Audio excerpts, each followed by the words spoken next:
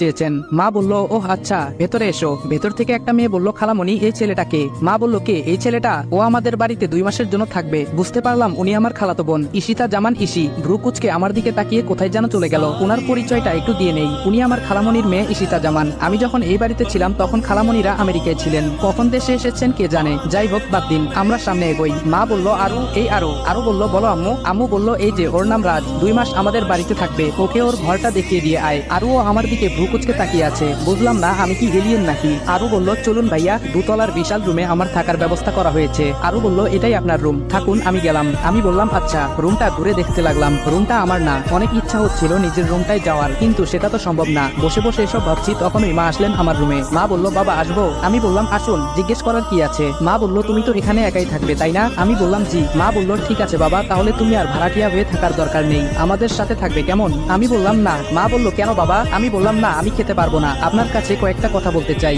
মা বলল, হ্যাঁ বলো। আমি বললাম, আমার এই রুমে যেন কেউ প্রবেশ না করে, এই বিষয়টা আপনি সবাইকে জানিয়ে দিবেন। আর আমি শুধু এই বাড়িতে থাকবোই, আমার খাওয়া নিয়ে আপনাদের চিন্তা করতে হবে না, আমি বাইরে থেকে খেয়ে আসবো। মা বলল, কিন্তু কেন বাবা? আমি বললাম, এত কিছু বলতে পারবো না, আপনি আমার কথাটা সবাইকে বলে দিবেন। মা বলল, আচ্ছা বাবা। উনি কথাটা মন খারাপ করে বললেন। আমারও ভেতরটা চিড়ে যাচ্ছিল কথাটা বলতে, কিন্তু বাধ্য হয়েই বলছি। এত সহজে আমার পরিচয় দেওয়া যাবে না, আর মিশন শেষ হওয়ার আগে তো কোনোভাবেই কাউকে ঘরে প্রবেশ করতে দেওয়া যাবে না। যেহেতু এই বাড়ির খাবার খাবো না বলে দিয়েছি, তাই ফ্রেশ হয়ে বেরিয়ে গেলাম, কারণ প্রচুর খিদে পেয়েছে। পাশেই একটা ভালো রেস্টুরেন্টে গিয়ে দুপুরের খাবার খেয়ে বেরিয়ে পড়লাম। বাইরে এসে দেখি বাইক নেই। আমার বাইক কোথায় গেল? আজব তো। হঠাৎ মেলি কণ্ঠে কেউ বলে উঠলো, বাইক খুঁজতেছেন? তাকিয়ে দেখি এ তো ইসি। সে এখানে কি করছে? আর আমি বাইক খুঁজতেছি, সে বা জানলো কিভাবে? মনে হয় অনেকক্ষণ থেকে এখানে দাঁড়িয়ে ছিল, কিন্তু আমি আসার সময় তো ও ছিল না। আমার ভাবনার মাঝে আবার ধমক দিয়ে বলল, হা করে কি ভাবছেন? আপনার বাইক পুলিশের ভ্যানে করে নিয়ে গেছে। আমি বললাম, কি? আমার বাইক কেন পুলিশ নেবে? ইসি বলল, আমায় কেন জিজ্ঞেস করছেন? সেটা থানায় গিয়ে পুলিশকে জিজ্ঞেস করুন, যত সব। এই বলে পাশ কাটিয়ে চলে গেল। আমি ক্যাবলাকান্তের মতো এখানে দাঁড়িয়ে আছি